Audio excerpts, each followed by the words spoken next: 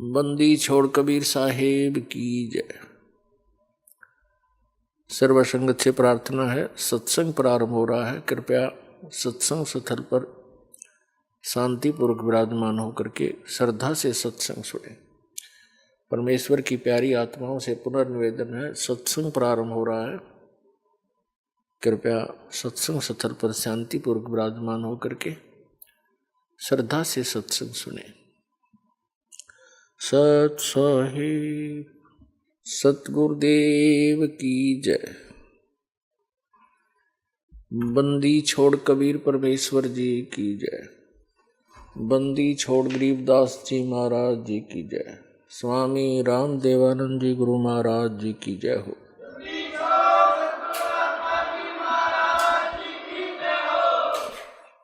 गरीब नमो नमो सतपुरुष को नमस्कार। गुरु की नहीं सुर नर मुनि जन साधुआं संतों सर्वस दी नहीं। सतगुरु साहिब संत सब डंडो तुम प्रणाम। आगे पीछे मध हुए तिनको जा कुर्बान। नराकार निर्विषम काल जाल भय भंजनम।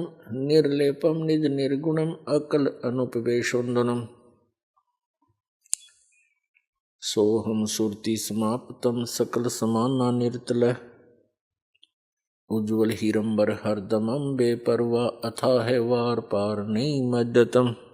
ग्रीव दोष मर सिद्ध होई गणनायक गलताना। करो अनुग्रह सोई पारस पद परवाना। आदि गणेश मनाऊं गणनायक देवन देवा। चरण कमल लो लाऊं आदंत करूं सेवा। परम शक्ति संगीतम रिद्धि सिद्धि दाता सोई। अवगत गुण अतीतम सतपुरुष निर्मोही। जगदम्बा जगदीशम मंगल रूप मुरारी। तन मन अर्पों शीसम भक्ति मुक्ति भंडारी। सुर नर मुनि जन ध्यावे ब्रह्मा विष्णु महेशा। शेष सहस मुख गावे पूज्य आदि गणेशा। इंद्र कुबेर सरीखा वरुण धर्म राय ध्यावे। समर्थ जीवन जी का मन इच्छा फल पावे। 33 कोटि अधारा ध्यावे शेष 88। उतरे भव जल पारा कट है यम की फांसी। 33 कोटि अधारा ध्यावे शेष 88। उतरे भव जल पारा कट है यम की फांसी। कर जोरूं विनती करूं दोरूं चरण पर शीश। गुरु जी राम देवानंद जी महाराज ने दियो नाम बख्शीश। कोटि कोटि सिजदा करूं कोटि कोटि प्रणाम। चरण कमल में राखियो मैं बंदी जाम गुलाम। कुत्ता हूँ गुरुदेव का रामपाल दास का नाम। गले प्रेम की जेवड़ी जाखें चो वहाँ जाऊं। तो करो तो बावड़ू दूर दूर करो तो जाऊं। जो राखो त्यों ही रहूं जो देवो सुख।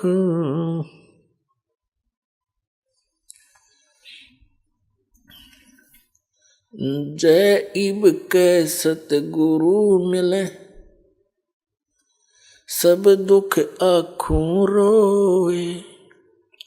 चरणों ऊपर शीस धरूं कहूँ जो कहनी हो। कबीर साईं मिलेंगे पूछेंगे कुशलात। आदि अंत की सब कहूँ अपने दिल की बात, गुरुजी तुम ना भूलियो।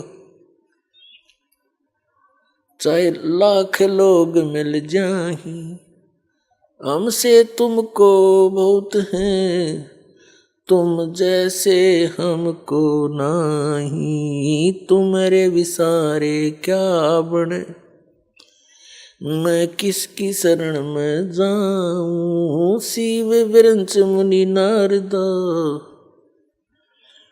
तिनके हृदय ना समाऊं।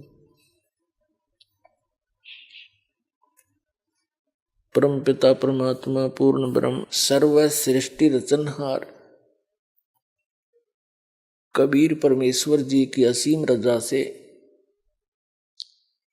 आप सभी पुण्यात्माएं ये सत्संग श्रवण कर रहे हैं। परमात्मा ने, कबीर भगवान ने, जो हम सब के पिता हैं, हम सब के जनक हैं,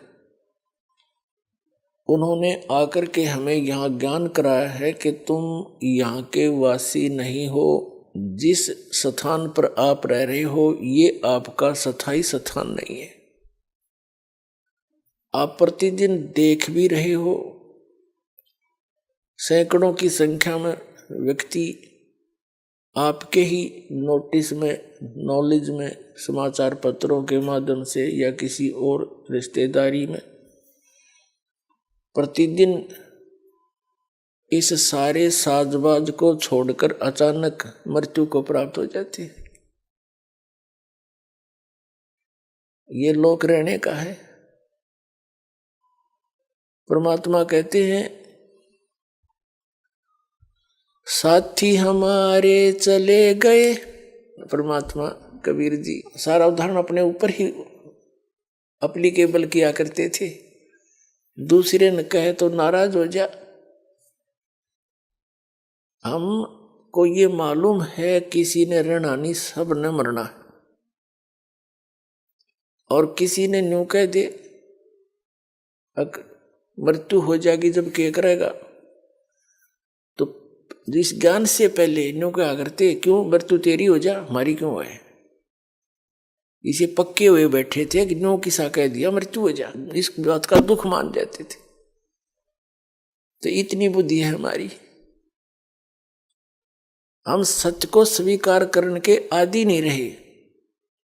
सामने देखकर भी हम कबूतर की तरह आंखें बंद कर लेते हैं। तो ये आंखें बंद करें काम नहीं चल रहा है, ये खोलनी पड़ेंगी। जैसे पवित्र वेदों में प्रमाण दिया कि वो परमात्मा सतलोक में रहता है, उसके तीसरे भाग में 3 पोर्शन है सतलोक के। सबसे ऊपर वाले स्थान पर परमात्मा कबीर जी का अपना निज स्थान, बहुत बड़ा एक मंदिर नुमा गुम्बद है, उसके बीच में परमात्मा विराजमान है, यानी बहुत बड़े सिंहासन पे। सिर पर मुकुट है जैसे राजा लोग पहनते हैं। राजा तो असली में वही है, बाकी तो कृत्रिम राजा है। 10 दिन के चौधरी फिर मृत्यु को प्राप्त करके गधे बने पावे, क्या के राजा ही है। अगर राजा है तो वो एक ही है, बाकी तो नकल कर रहे हैं उसकी। सिर पर मुकुट है, ऊपर छत्र है और सुंदर शरीर है परमात्मा का, मनुष्य दृश्य है, उसका नाम कबीर है। 3 पोर्शन है, 3 स्थान अलग, उसमें 3 व्यवस्था है। परमात्मा के दूसरे नंबर पर फिर हंस रहते हैं, यानी केवल नर रूप में। उससे फिर सेकंड लास्ट के अंदर बहुत बड़ा, चारों तरफ बड़े बड़े बाग बगीचे, सदाबहार वृक्ष है, पहाड़ हैं, झरने बहते हैं, सरोवर हैं, बड़े बड़े दरिया और दरियाएं बह रही हैं दूधों की, अमृत सरोवर है। और उसके साथ ही ऐसी ही सृष्टि है, नर और नारी करके ऐसी सृष्टि है। सबके परिवार हैं, बाल बच्चे हैं, बहुत सुंदर सुंदर मकान बने हुए हैं और बहुत बड़े बड़े पार्क हैं वहाँ पर, प्रत्येक परिवार के। जो सुविधा हम यहाँ कोशिश करते हैं, जैसे थोड़ा सा कोई अच्छा रोजगार हो जाए, किसी व्यक्ति का कोई अच्छा अधिकारी बन जाता है तो बड़ी कोठी बनाता है, आगे बहुत बड़ा लॉन बनाता है, उसमें बाग बगीची बनाता है, पार्क बनाता है, उसमें झूले डालता है, ये तो नकली है। कल मृत्यु हो जाए परसों गदा बना पावे, धीरे धराए रह गए, और वो सुख नहीं, मानसिक सबको शांति नहीं किसी। और वहां पर ये सारी सुविधा थी जिसको यहाँ खोज रहे हैं, या वो वस्तु हो ही नहीं सकती, उसका कुछ एक थोड़ा बहुत एक नकल सी कर रहे हैं। तो वह सब सुविधाएं आपको उपलब्ध है। आपके सभी स्थान जहां आप रहा करते थे वो खाली पड़े हैं। लेकिन ये ज्ञान प्रथम बार सुनता है प्राणी। 600 वर्ष पहले परमात्मा ने बताने की चेष्टा की, किसी ने सुना नहीं, उन्होंने गुप्त रखा। ये मूल ज्ञान है जो दास को दिया है। कबीर साहब ने कहा था, धर्मदास मेरी लाख दुहाई, ये मूल ज्ञान की तो बार न जाई। मूल ज्ञान बार जो पड़ी ही बिचली पीढ़ी हंस नितरही। और मूल ज्ञान तब तक छुपाई जब तक द्वादश पंथ मिट जाए, जब तक कलयुग बीतेगा 500 वर्ष, तब तक छुपाना है। अगर ये ज्ञान पहले डिस्क्लोज कर दिया होता परमात्मा ने, तो ये नकली कबीरपंथी जो आज के ऊपर प्रकाश ही प्रकाश है, कुछ नहीं है, चेतन प्रकाश है। सारे राधा स्वामी वाले ने देख ले, चाहे किसी पंथ ने देख ले, भगवान को निराकार बताते हैं,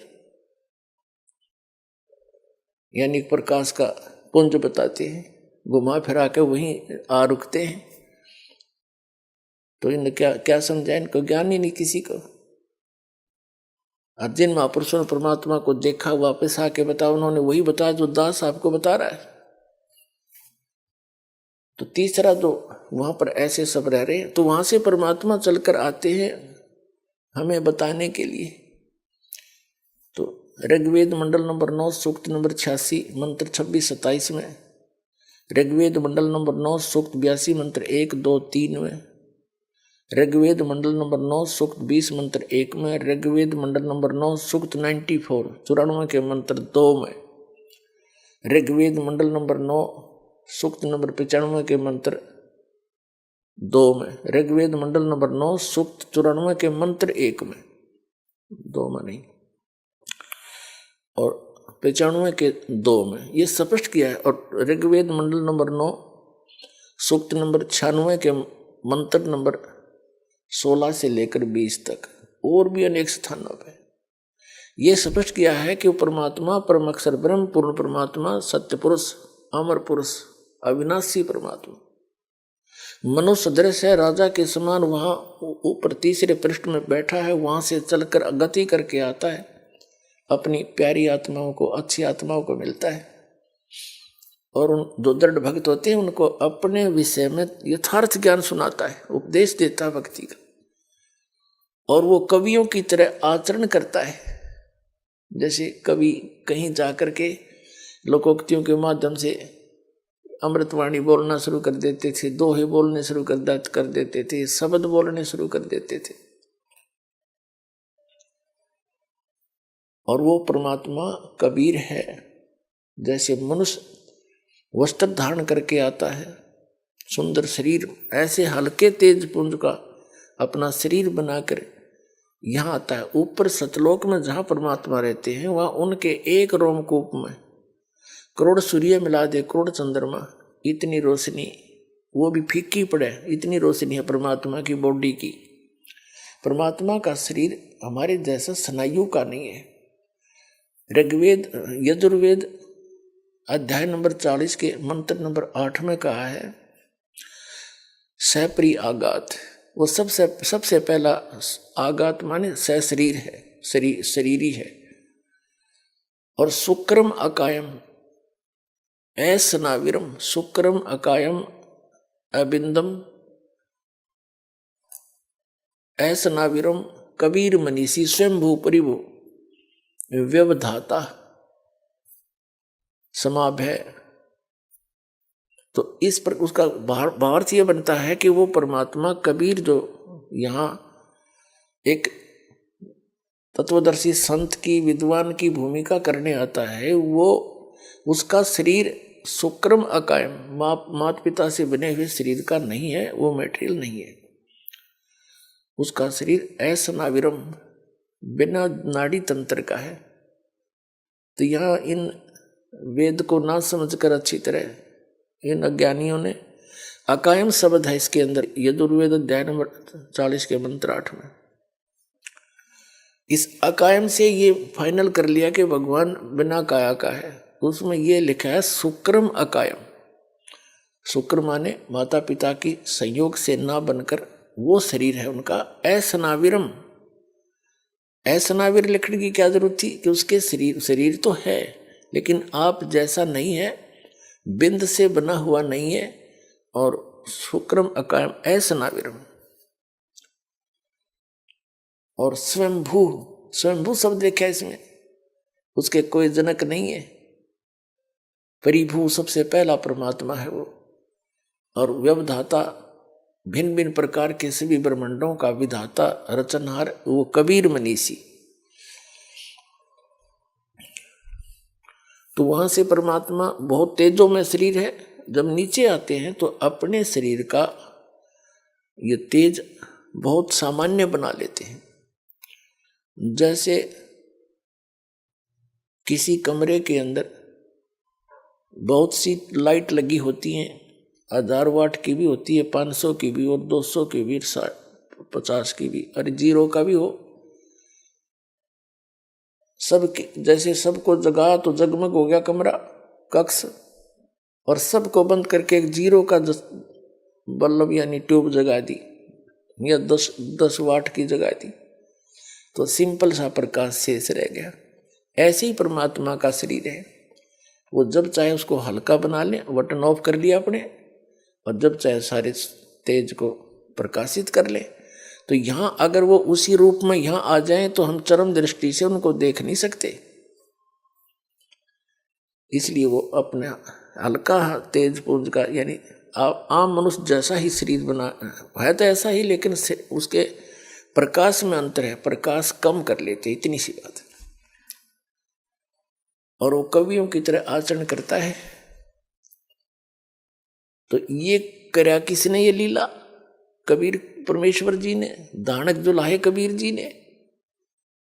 तो इससे ये भी सिद्ध होता है कि वो परमात्मा है जो वेदों में वर्णित है। वो लीला किसने की? वही भगवान है।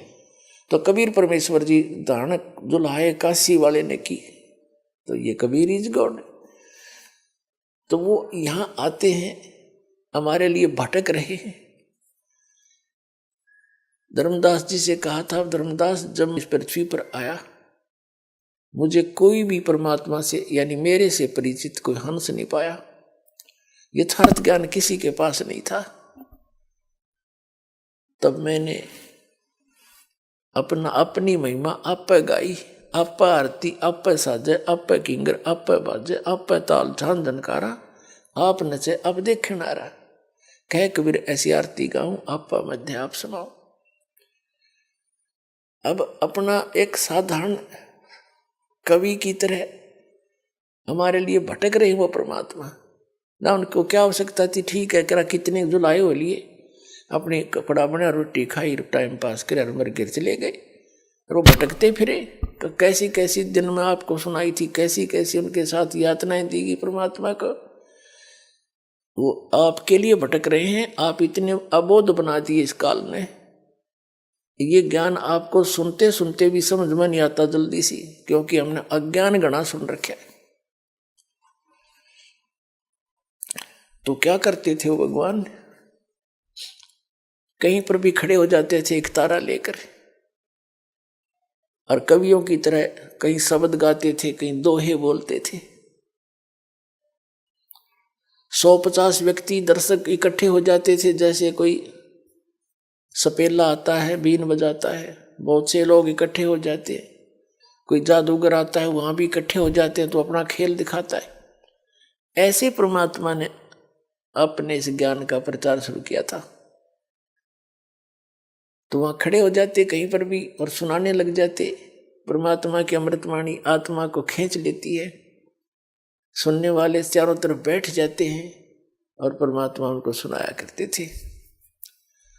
साथी हमारे चले गए, हम भी चलन हारे, कोई कागज में बाकी रह रही, तात लगी है वार।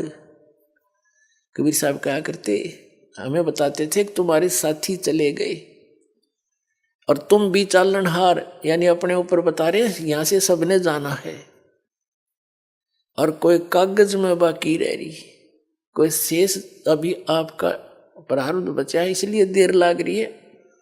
जिस दिन वो कागज पूरा होगा, एक सेकंड भी ना लगे, चाहे तो कहीं गए हो, रास्ते में हो, घर पे हो, या कहीं विमान में हो, और चाहे अपनी गाड़ी में हो, और चाहे कितने दुकान या मजदूरी कर रहे हो, वहीं पर खत्म हो जाओगे। एक सेकंड नहीं मिलेगी आपको। और आप यहाँ जचे बैठे हो जैसे कद्दे नहीं जावे। दुनिया रोजाना पता नहीं कितने व्यक्ति मर रहे हैं, आपके जू भी ना रहेंगे, या क्या बनेगी अपने साथ। तो परमात्मा कबीर जी हमें बताते हैं कि ये लोक ऋण का नहीं है। आगे गए ना बावड़े, रहते भी सब जाही,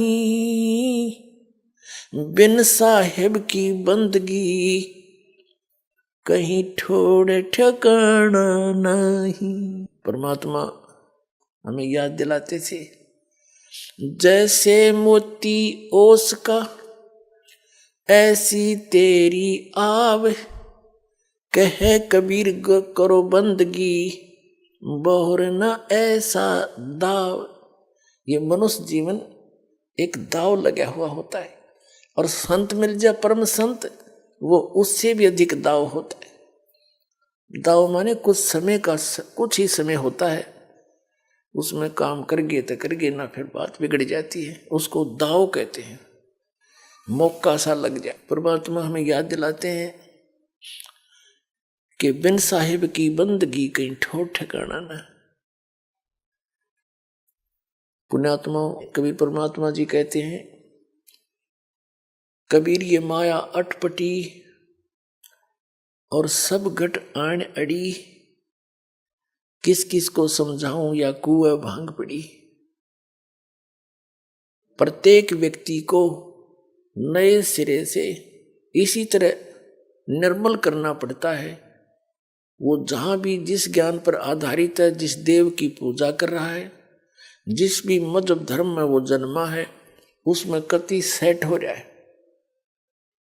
और काल भगवान ने कहा था कि भिन्न भिन्न प्रकार के मत बना के, धर्म बना के कलयुग में, और भिन्न भिन्न पंथ बना के सारे मानव को भ्रमित कर दूंगा, और कोई भी यथार्थ ज्ञान से परिचित नहीं होगा। कबीर परमात्मा से कहा था कि जब तुम कलयुग में आओगे, 5500 वर्ष बीतेंगे। कबीर साहब ने कह दिया था उस दिन कि जब 5500 वर्ष बीतेंगे तब हम अपना अंश पठाएं। तो काल ने कहा था कि जब तुम्हारा अंश आवेगा, उस समय तक तो ऐसा कर दूंगा, ये भक्ति योग्य को नहीं रहेंगे। कलयुग में कोई शराब पी रहा है, कोई मांस खा रहा है, कोई सिगरेट पी हुआ है, कोई चोरी, कोई रिश्वत,